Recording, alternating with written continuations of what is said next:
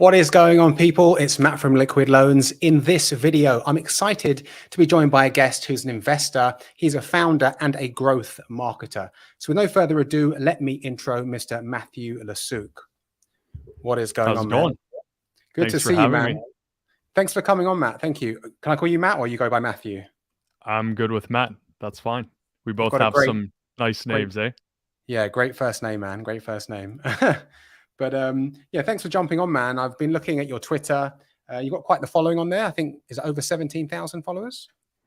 Yeah, something like that. I've had a Twitter for the last maybe 7 years or so. Hmm. It's been a while. Yep. And I've been seeing like you're a growth marketer, and I like to talk to marketers because I feel that good marketers are some of the most enlightened people in the world. And when I say enlightened, I don't mean sitting in a monastery or meditating all day, but the fact that they have their finger on the pulse of human nature, right? And they know what works and what doesn't. And people say one thing, but really, you find out what people really want, whether that's, what the market gives them and what they want to put their dollars towards. So maybe you could give us a little background about yourself and how you became a growth marketer and all that good stuff. Yeah, for sure. I totally agree. I think marketing sales is a really important skill. I think anyone listening, if you know how to sell, you'll never go hungry. So a little bit background. I've been doing this for the last 3 years now, 4 years, the whole growth marketing sales thing. Have paid over $20,000 of my own dollars to be a part of good mentorship programs, with some top people in the space. Read all the marketing sales books, so I've consumed a lot of that content. So since then, we've been working with e-commerce brands and SaaS founders, so software companies and e-commerce brands. We've been doing like Facebook ad, Instagram ads, stuff like that. Writing sales letters, direct response kind of stuff, and selling on calls for them. So essentially helping these online businesses get more customers. And yeah, I got into crypto last year. I made the top. So I bought the top. But I always encourage people to have a cash flow business. So something like an agency is really good. You can allocate some of your profits. It's a very high profit margin business. So you can allocate some dollars. If you buy the top, it's fine. I had to pay my tuition to get into crypto. And yeah, just keep dollar cost averaging. And, I've gotten my average price per every coin, I guess, down to very low prices now because of this dip. So I've taken great advantage of that, taken great advantage because of the cash flow business. And yeah, so got into crypto. Originally got into Hex. Actually, it was one of the first projects I got into. I had one of my buddies, Ray. He's been in the crypto game for the last, I think, 5 years or so. And then he told me about PulseChain and PulseX. So I got very lucky, I think, to have gotten introduced to that whole Richard Hart ecosystem, and especially sacrificing for PulseChain and PulseX. Nice, man. So you got in at a great time, I guess just before last summer or around last summer? Yeah, it was actually, I got in April, and then I think PulseChain Sacrifice came out, it was like August or something, right? Yeah. Something like that. Yeah, so Sacrifice for that. And yeah, just stayed up to date with everything on Twitter. So following all the right accounts and Richard Hart and, seeing everything going on in that space. Yeah. Yeah, I mean, it's obviously you got in a great time, but just backtracking a little bit and going back to what you said. Obviously, this is a crypto channel. We talk about crypto, blockchain tech, all that good stuff. And everyone watching this, I'm sure, wishes they brought a meme coin or any coin and became, a decamillionaire overnight. But let's be honest, that happens to a very small number of people. And having cash flow is going to be the most important thing in your life. So having a business, whether that's remotely or a job where you can get cash flow. And like you said, you've been DCAing through the bear market, which I guess wouldn't have been possible if you didn't have your job, your business, right? Exactly. Yeah, that's the name of the game, cash flow. Even for the people that do get, let's say, 100x, 1000x, they have all this money, they have hundreds of thousands, millions of dollars. It's still more attractive, at least for me, having a cash flow business. And so a lot of those people might look into maybe acquiring businesses that have cash flow. But then there's some problems with that. There's challenges with that. So at least to the people that follow me, I always advise, just maybe hone in on some skills, build a cash flow business. Something like the agency model is really good. Sales is really good. If you, yeah, if you don't have much experience, you're just kind of diving in, learn sales and maybe sell for a company that with like a high ticket offer, like a really good offer, proven offer in the market, get paid commission only, just have that cash flow coming in. And then, yeah, you can use a portion of those profits and invest in crypto. I think it's pretty good vehicle, especially if you're young, to make some decent gains in your 20s and 30s and onwards for sure. 100%. And then just reiterating what you said about sales, I think when a lot of people hear sales, they get turned off. I know I did before because I was naive and ignorant. And whether you're a business owner or an employee or anything, right? You're always selling, right? Whether you go to an interview, you're selling. Whether you're trying to get your kids to eat healthy or go to bed on time, you're selling. So learning those, sales skills, persuasion skills, how human nature works, I think is beneficial to anyone, whether they're, working in sales or not. Would you agree? I would certainly agree. And what's that saying? With great power comes great responsibility. If you know how to sell, ideally you want to be selling something that's very valuable to people, that's bringing value to people's lives. Hmm. I think that'll make you feel fulfilled even more, even if it's not your own product. That's why I advise going to the top companies or top offers, whether it's a service or a software product or something like that, something that makes a true impact in people's lives, and then selling that as opposed to, something like a scam coin, any of that Hmm. stuff. It won't really make you feel fulfilled or anything like that. So certainly. What kind of books or what old school marketers or sales guys would you suggest reading? Because when I first started learning a bit about sales, I was reading stuff from like John Carlton and Dan Kennedy and all these people. Yep. Anyone Yeah. else Dan who you think's good or? Dan Yeah. Dan Kennedy's great, David Ogilvy, Mm, Claude Hopkins, like a lot of these old direct response marketers have paved the way. Um, a lot of these modernized, I guess, coaches, consultants like Sam Ovens, maybe you've heard of him. He's mm. grown his company consulting.com to I think like 30 million in sales before. Now he's working on a SaaS. So a lot of the stuff that these coaches and consultants teach, and their marketing and sales tactics are pulled from, these guys that you've mentioned, Dan Kennedy, Claude Hopkins. So Mm. studying the greats in the marketing space, the direct response marketers, I think is a great start. Yeah. Yeah, and also, like I said, I just think it ties into it's not just everything's connected in life. Nothing is, an island. No man is an island. But by learning and reading some of these great sales books and techniques, I find a lot of them are like self-help books, right? You become a better person after reading them and seeing what makes human nature tick. Yeah, it's certainly very interesting. You'll learn that everything is kind of connected, actually. Yeah, yeah, I would agree with that. But yeah, if anyone out there who's maybe been put off by the word sales or stuff like that, I'd say it doesn't matter what you do, whether you work a 9 to 5 or own your own company. Reading some of those old school kind of marketing books and sales books really does open your mind up to new paradigms. So, how have you been finding this bear market anyway? Obviously, you've been DCAing in. Have you been sticking with Hex, or have you been looking into other projects? Yeah, mainly Hex. I'm really into the whole staking thing, so I want to get as much Hex as possible. And I guess we'll maybe chat about some strategies for when the PulseChain mainnet launches, Mm, as well. But yeah, mainly Hex. How do I find the bear market right now? I think it's an interesting one. So I've studied the previous ones. I haven't been a part of them. A couple of my buddies have, so they were a part of the previous bear market. So studying those charts and overlapping, the previous sort of Bitcoin market correction, to this one, it's quite interesting, seeing this one. And, it's especially with everything going on in the world, I think it's a very unique situation. Everyone's trying to time the bottom and say, oh, everything's going to zero. Everyone thinks they're, I guess like a genius with all this. It's interesting. I think everything's on sale, in terms of the crypto space. It's a great time to get into projects that you believe will stick around for years to come. It's certainly a great opportunity, to take advantage of. Yeah. yeah.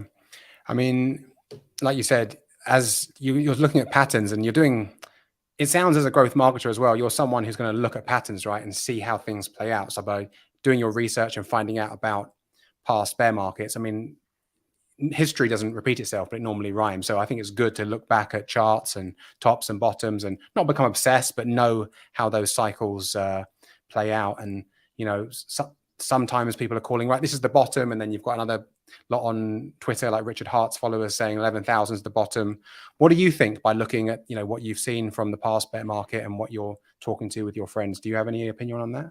Yeah, I think a lot of people are anticipating a 10K Bitcoin, and a lot of people are anticipating like 16K. So Mhm. if I had to guess, it might not hit 10. It might go lower than 16, so maybe 12 to 14K, Mm. somewhere around there is my guess. But of course, I don't think anyone can truly predict the future, right? Anything can happen. Um, yeah, just I think dollar cost averaging is great. If you can do so every few weeks, every week, um, as much as possible, you'll be okay in the long Yeah. run. Also, as a growth marketer, how do you look at, for example, obviously there's loads of scams out there. We know crypto's full of those, but good projects, how could they improve their marketing to appeal to the masses? What would be your take on that? It's a good question. I was actually looking at this. A lot of the crypto stuff is banned from paid advertising on platforms like Facebook, Instagram. I was actually looking into it last year. It'll be more challenging if you can't pay to acquire, these sort of users, because a lot of these companies, um, they rely on these sort of paid ad strategies. So in that case, you really only have the organic side of it, which I think is building a community is super valuable. If you can get people in one place, like a Telegram channel, a Discord, something like that, I think it'll be super valuable. And you kind of control that group and that environment. Um, Similar to like an email list in the marketing world, where you have your email list and then you can, send your messaging to all the people in your email list, and eventually they'll maybe convert, a percentage of them will convert. I think that's a pretty good strategy. Now the question then becomes, how do you get people in, like the Telegram group or Discord or something like that? I think just that's where your value proposition has to come in. Why your product exists. Like, I don't think all the products that are out there should exist. So I think if you're building something, you should have a very compelling sales argument for why it should exist and why it's better than everything else out there. Mm. Whether it's the only thing or the thing that is better than everything else. And that'll just naturally attract people to it organically. And if you can get your messaging out through maybe social posts on social networks, organic posts, um, I think oftentimes people are persuaded when they're learning new things to join these communities. So if you're able to lead in with resources that are valuable to people where they're learning things, right? I think Hex was interesting to people because they were learning about what a CD was. Um, it's like most people don't know what that is in the banking world, even though it's like what the second largest product offered by your bank or Mm. something like that. So it was leading through a unique, useful insight. And there's nothing else like it that exists on the blockchain. So I think that's why, the Hex community is valuable, and all the other products, ETH, Bitcoin, they're kind of the best of uh, out of anything else out there on what they do. And they've created these communities. So I think that'll be the most valuable way when it comes to marketing like a crypto project. Yeah. Mm. Yeah, I think I agree with that. You know, the community is the most important thing, and making sure it's kind of cohesive and it has kind of a mission and a goal. And I mean, the Hex community, they're amazing at, you know, putting on kind of grassroots marketing campaigns, events, all getting together and meeting up and doing like organic music videos and stuff like that. And then going off the second thing you said again, which I believe is true, is having good education and speaking to people on their level, because most people coming into crypto, well, everyone coming into crypto is a beginner, you know, and it's very easy to think people know what staking is and liquidity pools and mining and all this stuff. and then people are just, it's just like speaking a different language to them. It's like speaking double Dutch, and they check out. So yeah, community is very important, education, and also, meeting people where they are on the journey, which is very similar to selling a product, I guess, right? Meeting them where they are on their journey in life. Going back to some of your clients, obviously, you're working with clients all around the world, helping them sell products. Are any of your clients taking crypto payments, or is that still, a small minority of people? It's a good question. We I'm sure if we asked for an invoice to be paid in crypto, it could be done. I think a lot of our clients, especially in the software space, are younger founders. Mhm. And I think a lot of even the crypto community is made up of, I think, like the software folks. I've seen it in the space. It's becoming more and more accepted to transact in Ethereum. Even people in my own organization and my own team are working on our own software stuff. Even to transact amongst ourselves, we're now using stuff like Ethereum, and crypto in general, USDC, right? So Mhm. it's becoming more accepted, and that's a great question and a great point. There have been so many challenges when it comes to maybe accepting a wire or sending a wire and having to pay these fees and having to wait for like no reason, waiting like 3, 5 days for these payment processing systems where it's very evident where and why crypto exists, and why it exists to, I think, take over the entire financial market, the Mhm. entire financial system.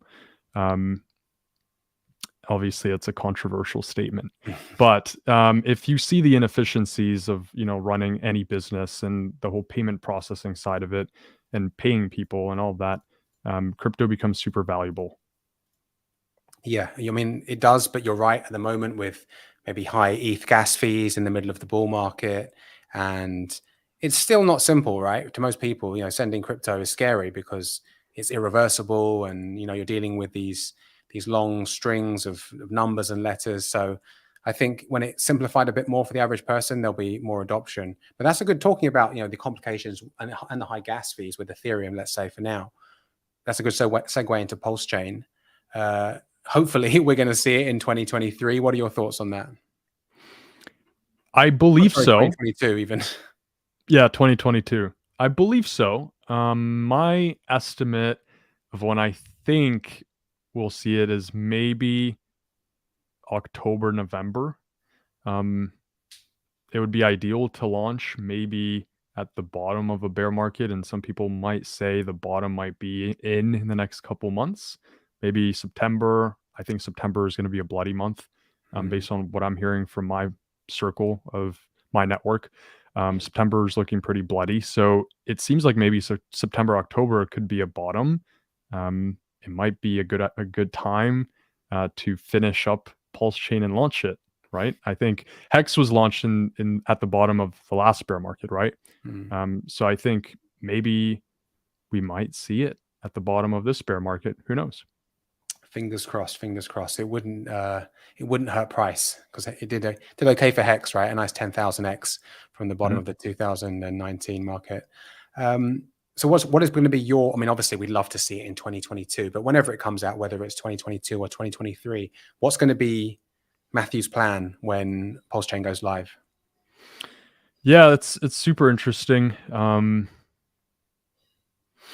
think a lot of people have their own ideas and something that I'm thinking about. I don't think I have a concrete plan, but I have a good idea of what might yield me the highest ROI.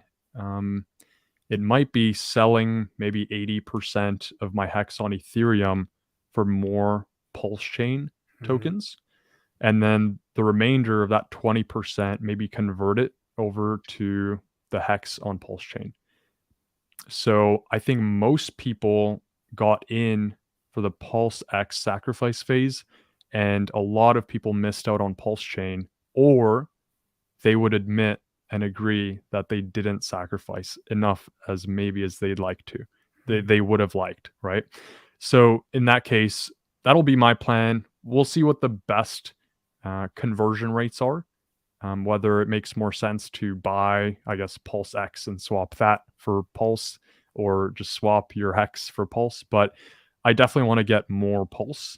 I'm pretty happy with my Pulse X position. I don't know if I'd want to buy more of it or swap it for Pulse. I'd probably just hold on to that. And then, yeah, just I think the hex on Ethereum, maybe I'll keep some of it, but I just think it'll be a lot more valuable on the PulseChain network because of the low gas fees, next to no gas fees. It just makes sense from a value perspective. In that case, if a lot of people are selling off their hex, it might be also a great buying opportunity to get more hex on the ETH side. But, there's so many things, and a lot of people are just kind of limited when it comes to these options. And the best thing that you can truly do, I'll take it back to the main point, is as long as you have like cash flow coming in, you're pretty free when it comes to what you can do, and just dollar cost averaging. If you don't have cash flow coming in, if you're maybe in debt or something, it might be tough for someone to have any options at all. So just I think right now would be a great time to focus on increasing your income through cash flow, businesses, etc., as much as possible, and then you'll have a decent stack of USDC. Maybe buy hex right now, I think is a good strategy, and then convert it for more Pulse. I think is a surefire way to get a good ROI, in my opinion. Nice. Yeah, man, just going back to what you said about cash flow, I think it's super important. I think a lot of people, again, think that they're going to become wealthy from crypto and that's going to be it. But as we've seen with many people, especially in 2017, they became multimillionaires overnight and then rode it all the way down as well, right? And then they're back, putting the application in for McDonald's. Obviously, I'm being facetious, but you know what I mean. So having cash flow, especially in times when there's blood in the streets and you want a DCA in, is going to be important, but also just for peace of mind, because, obviously we've seen, I don't think anything like this is going to happen, obviously, with Hex or PulseChain or anything like that, but a lot of people had tens of millions in Luna, and overnight that was worth a couple of $1,000, and then 24 hours later it was worth nothing. You know what I mean? So having cash flow coming in, or having a bit of diversification, especially once you have a certain amount of money, I think is smart for anyone, really. And I think, yeah, when I first found out about crypto, I was all in on it, but the more I've been educated on it, I'm still in on it more than any other asset class, but I still think having cash flow and having asset diversification does help in certain times. What are you excited about on PulseChain, apart from obviously just PulseChain coming out? I'm glad you asked. I was looking into the liquid loan stuff even over the last few months. I'm super interested in what you guys are building. So maybe even off stream, we can chat about what you guys are building so I can learn more about it. But I think something like a loan protocol where you don't actually have to sell, and you're getting a loan from the collateral that you're putting up, I think is a great product. So something like that, where a lot of people might need some gains, but they might not want to realize those gains. So taking a loan, which, by the way, for the people listening, is what a lot of these wealthy people do. They don't actually sell a lot of their assets. They might sell, for example, crypto for a more stable asset, but then they tend to just take loans against their more stable assets, which is, I think it's a valuable product. So I'm super interested to learn more about that, for sure. Yeah, it's just, we've taken what's, like you said, the rich have been doing for decades, or since TradFi has been around, and using their assets that appreciate, never selling those, drawing collateral out behind them. So it's the fact that obviously DeFi summer came and went, and you can now do this on the blockchain, it was inevitable that digital assets started to gain value. Of course, why not take a loan out against your assets? And the fact that, as we've seen with crypto, they can go up hundreds, if not thousands of %, as long as you're safely collateralized. And we're talking, at least 300, 400, 500%, 1,000% if you've watched the Haunted strategy and you've seen what he's come up with, then you don't really need to be worried. You can obviously keep an eye on the market and see, okay, if it's retracing, maybe I add more collateral. Maybe I pay some loan back, some of the loan back. But it really does make sense to obviously hold on to an appreciating asset, whether that's real estate or whether that's crypto. Yeah, I think what you guys are building is super valuable. Yeah, great stuff. Super interested in learning more about it. Also, in regards to PulseX, you said that you sacrificed for that too. Have you got any strategies around that? Obviously, we know there's going to be some single-sided staking pools. Have you been looking into anything like that? It's interesting.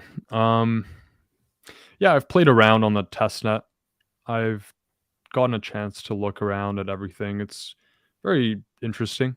Um, I'd say when mainnet launches and we have that 2 to 3 day or whatever time frame where we can just play around before that ETH bridge comes on live, then I think it'll be an interesting time to finalize the plan. I think I don't have a concrete plan. Like most people, maybe they're waiting for that mainnet just to see everything. A lot of people are kinesthetic learners, like hands-on. They just need to be there and playing around in it. I have some theoretical plans for PulseX. Mostly, though, I'll just be holding it, and yield farming, I guess, is pretty attractive, a pretty attractive option. Yeah, but I guess we'll see when mainnet launches for a more concrete plan. Yeah, I mean, it's all speculation, obviously, and it's just fun talking about what could happen, what may happen, what may not happen. Obviously, we know the ETH 2.0 merge is around the corner, and if that all goes ahead, that could happen, within less than 2 weeks. Have you got an opinion on that? How are you feeling about that? I think so. Based on what I think will happen is that'll cause ETH to dump. Um, I don't know how much it'll reduce the actual gas fees and stuff. I don't know how much of an effect it'll actually have. Um, it'll be interesting to see. I'm just going to observe it. That said, I still think PulseChain is very valuable. Over time, I think ETH will still expand its user base, and because it's a network, we might just get back to where we were before. Maybe I'm wrong. I don't know, but I'll certainly be observing everything. And I'm by no means an expert or anything, so I'll certainly be observing and learning. Um, yeah, I think it'll be valuable also to follow some good people on Twitter, follow Richard Hart and people in Hex community. There's some smart people as well. So yeah, it'll be interesting to observe and learn. Yeah, I agree. I think just sitting back and watching, obviously, we don't know what's going to happen. I think it'll be a long time before they fully implement ETH 2.0, but obviously the ball's rolling now. And whenever people think it's going to do one thing, if a lot of people are talking it's going to pump the price, a lot of the time it goes the other way. So it will be interesting to see how that plays out. It's not going to lower gas prices at the beginning anyway, so it's not like it's going to take PulseChain's lunch. But of course, we want to see, like you said, we want a network where you have near free transactions with PulseChain. It's fractions of a penny compared to being on Ethereum and you're starting a stake for like $15, $20 in the bull market, right? Ending a stake for maybe, $50, $100. Some people were ending stakes for hundreds of dollars, right? In 2021 in the middle of the bull market. And it wasn't even worth ending the stake really for the amount of hex they staked. So I think PulseChain is going to be the winner long term, but it's going to be interesting to see what ETH 2.0 brings. And I want it to do well. I think a rising tide lifts all boats anyway. So we'll see how that plays out. For now, you're just watching the markets desaying into your favorite projects? Exactly. Okay. Yep. What about yourself? What about your personal goals in life? Obviously, you're big into marketing. I see you're quite passionate about it. What else do you do outside of work? Yeah. Recently I've been super into my fitness. So lifting at the gym, I want to learn how to fight. So when you get the gains, you should learn how to protect yourself. Yeah. Even, just for yourself, not for anything competitive. Just learning some basic boxing, MMA, just for yourself, I think is valuable. Um, and some personal goals, I think, right now I'm waiting for all this crypto stuff, all the markets. I'm waiting for this bear market to be done with. Obviously, I'm buying in, I'm DCAing in, but Based on my learnings and findings from the previous bull market, I want to use my knowledge and experience now for the next bull market, maybe play it a bit better, maybe take some more profits or loans against it. We'll see like what happens there, but um, I'm super into the building business side of things. So working on a cool software, it's for sales folks. So if you're selling, if you're sending cold emails, hitting people up on LinkedIn, stuff like that, working on something really cool in that space. I think the whole agency space is great if you're just getting into business. After a certain while, you can make some decent money, and if you feel like you're okay coasting, that's great. But if you feel like you're ready for the next challenge, I think getting into software is super interesting. So I'm partnered up with a lot of smart people, and it's keeping me on my toes, building new stuff. Yeah.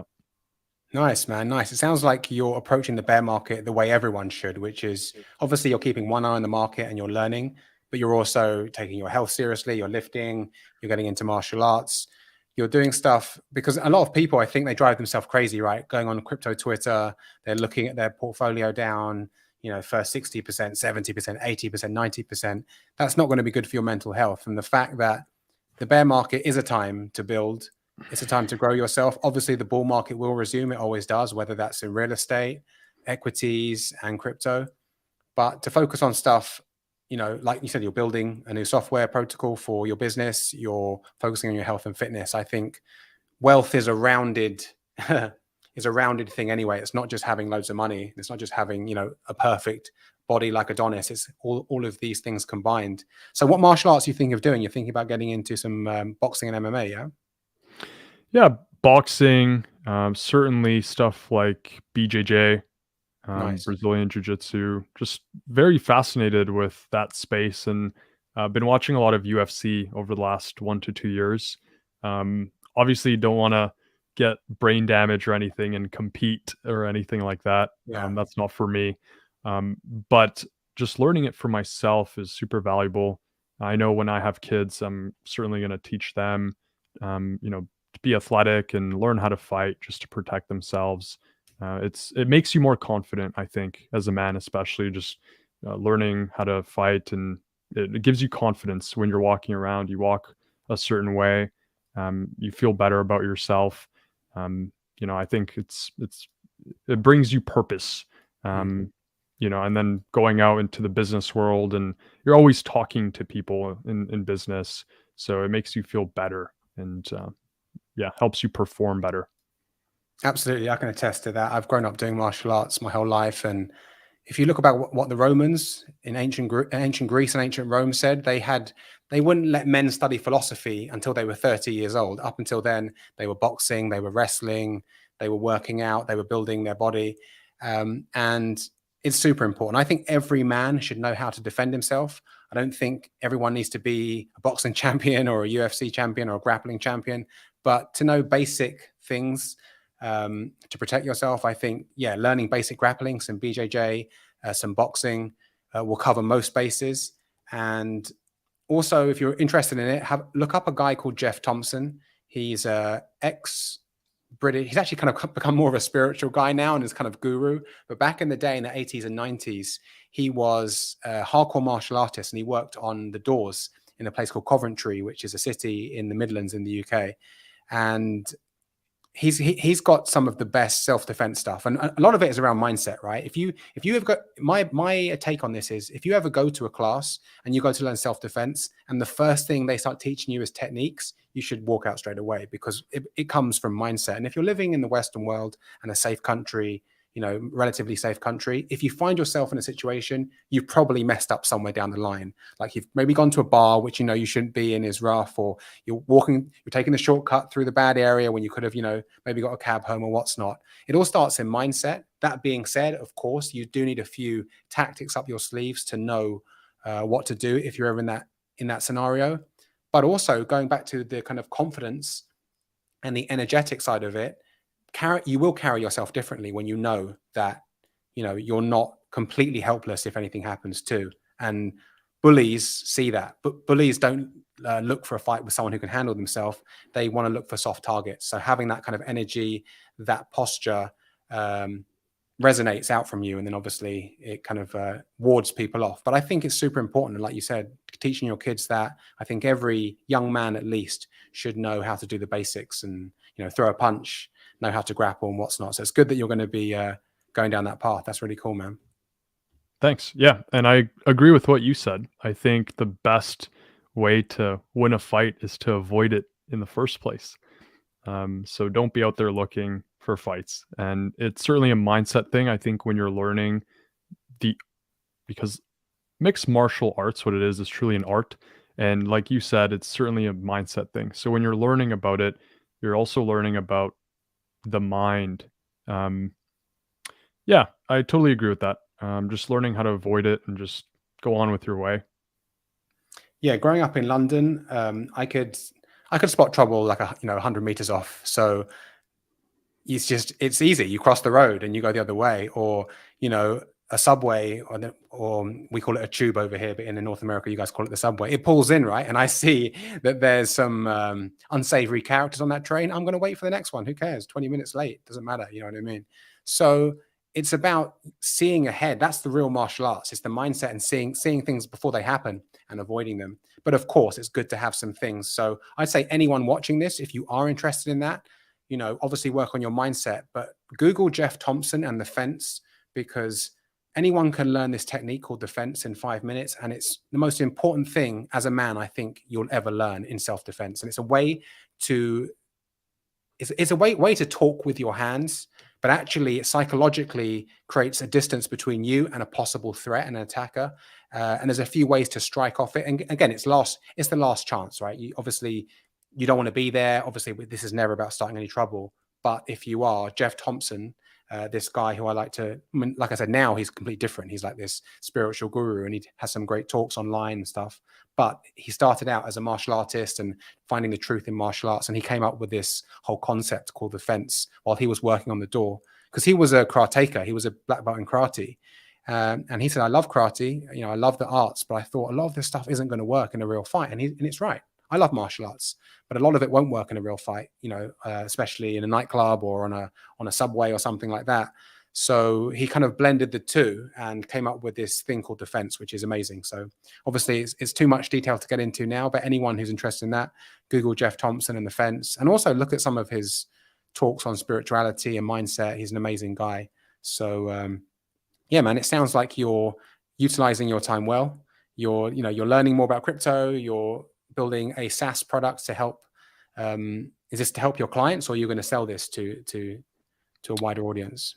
Essentially, it will be. Yeah, clients will be able to use it as well. It's for anyone who is trying to get more customers through outbound prospecting. So whether you're sending cold emails, trying to reach decision makers, whether you're reaching out to people on LinkedIn, right? The entire outbound prospecting space, it'll be super valuable. It's mainly for sales folks in these organizations, but yeah, will be effective for individuals as well. Awesome. So what would you say to someone who's, maybe 3-5 years behind you? They're like, wow, that sounds good. I want to have an agency. I want to get into marketing, SaaS, sales. What would you say to them? Where do they start? Yeah, it's a great question. I think everyone could or has access to at least maybe $1,000. You can go out, get a job, and just have that original seed capital where you can go start learning from people, paying them for their time, people that are ahead of you, where you want to get to. By the way, a lot of the stuff you can find for free online now. There's a lot of really great stuff on YouTube, and a lot of the books you don't even need to pay for. You can find those online. So you don't even necessarily need $1,000 to go out and get all this material. You can actually find it for free, but go out and just try to improve your skills. And stuff like marketing, sales is a really high ROI and is very valuable for a lot of companies. So if you can go to a business owner and say, hey, I'm going to get you customers. This is how I'm going to do it. Here's the ROI on it. You pay me this. and you get this in return, like for a lot of people, it's a no-brainer offer. So if you're like fully broke, just look at marketing, look at sales stuff.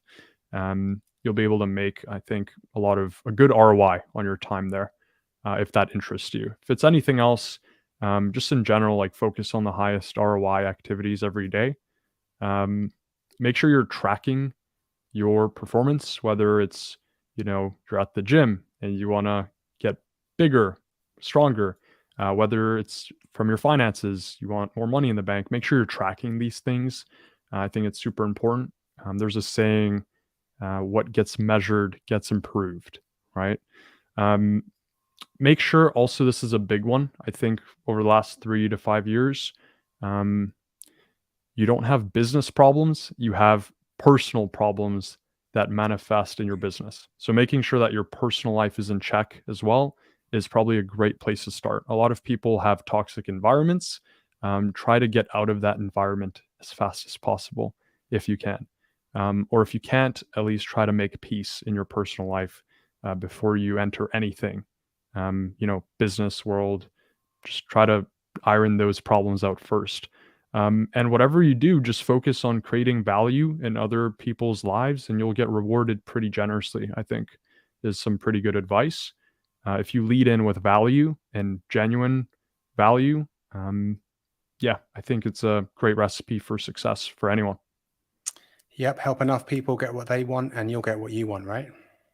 Yeah, you give them something and you keep a little bit, a little piece of the pie. And, depending on what problem you're solving, you can get a small piece of a very large pie, and you might feel like that's extremely generous. And to you, that could be your success, your definition of success there. Yeah. Awesome advice, man. Well, listen, man, I've enjoyed talking to you. I've really enjoyed to pick the brains of a growth marketer, especially with the overlap in crypto. Tell everyone where they can find you, where your social media, what social media channels you use, and what your handle is. Yeah, my name, Matthew Lesiuk, on Twitter. You could just check it out at Matthew Lesiuk. I tweet sometimes here and there. I'm pretty active on Twitter. And that's all. I mean, it's Matthew Lesiuk everywhere: Instagram, Twitter. Check me out on there if you're interested. Pretty big on Facebook. So if you're into marketing and sales, we have a cool community with around 3,000 people, SaaS founders, marketing agency folks. So if you're building anything cool, you need help with getting customers, getting clients, we have a free community. This is all free. Where we have a lot of people sharing their knowledge as well. It's a great place to be a part of. I think in general, just joining a great group anywhere is a super valuable piece of advice. But yeah, that's about it. Thanks a lot, by the way, for having me here. It was great. No, it was good, man. Great to have a chat, and stay in touch. And we'll have to get you back on at some point soon, and especially when PulseChain goes live, and see how it all plays out. Definitely. Very excited. Thanks, Matt. Thanks, Matthew. Take care. Take care. Very, very interesting guy. Definitely go and follow him on Twitter and Facebook. And guys, if you like videos like this, live streams, do hit that subscribe button and that bell icon so you're notified every time we drop new videos. You can also tap the like button, share the video with someone who you think it may benefit. And if you're feeling very kind, maybe consider dropping a cheeky comment below for the algo. If you're watching the playback, it does help us out. I hope you're having a great Wednesday wherever you are in the world. Thanks for watching, and I will see you on the next one. Peace.